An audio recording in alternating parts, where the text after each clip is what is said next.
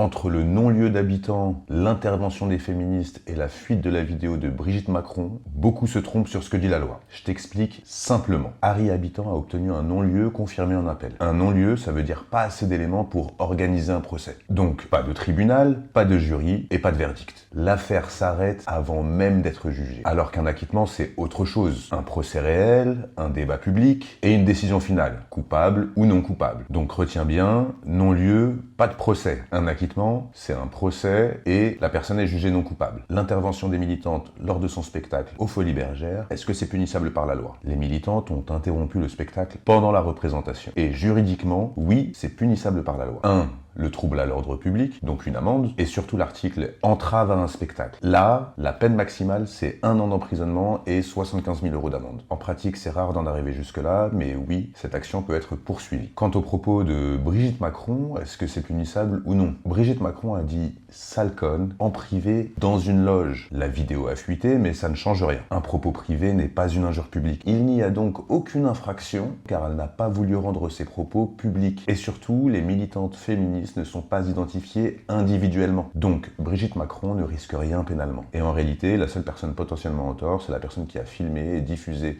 cette vidéo sans autorisation. Pour résumer, un non-lieu, c'est pas un acquittement. Interrompre un spectacle, c'est punissable par la loi. Et les propos privés diffusés sans accord, c'est pas une infraction pour l'auteur. Voilà, maintenant tu sais, et est-ce que la justice est juste? Chacun son avis. Mais la loi, elle, reste claire.